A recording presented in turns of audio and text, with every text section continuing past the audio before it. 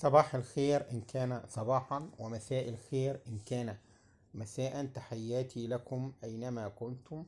وفي البداية نشكركم على تواصلكم معنا دائما، ونرجو منكم تفعيل زر الجرس للقناة، واللي بيشوفنا أول مرة يعمل جرس للقناة، ونرجو ويشترك في القناة، ونرجو إن حضراتكم تشتركوا جميعا في القناة وتفعلوا زر الجرس ولايك للفيديوهات، لأن دعمكم لينا ده هو اللي بيجعلنا دائما نكون في الأمام.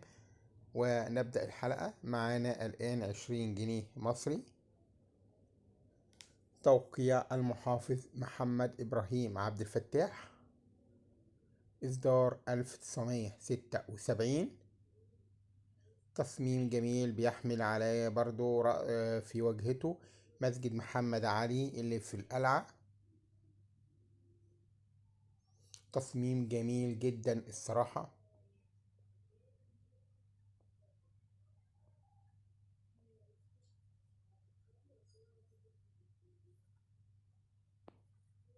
ده الوجه التاني للعملة، برضو تصميم جميل جدا برضو ليها زي ما احنا شايفين اهوت.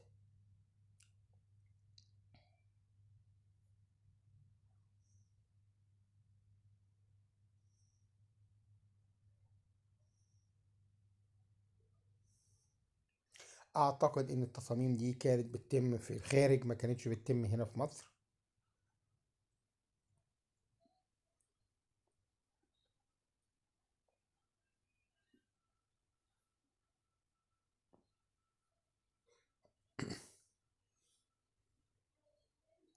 الورقة دي بتعمل لها في حدود 70 جنيه حسب حالتها. الورقة اللي في الحالة اللي معانا دي في حدود 70 جنيه.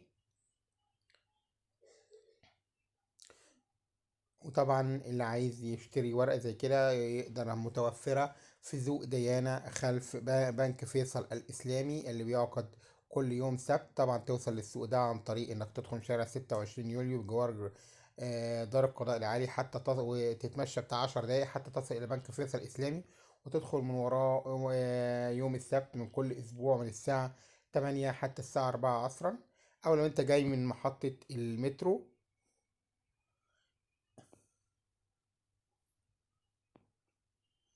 مترو العتبة. طالما انت جاي من محطة مترو العتبة، بتنزل مترو العتبة وتنزل حتى ما فيش دقيقتين هتوصل لبنك فيصل الإسلام، تدخل من وراه وتوصل بسهولة ليه. زي ما قلنا ان هي في حدود 70 جنيه.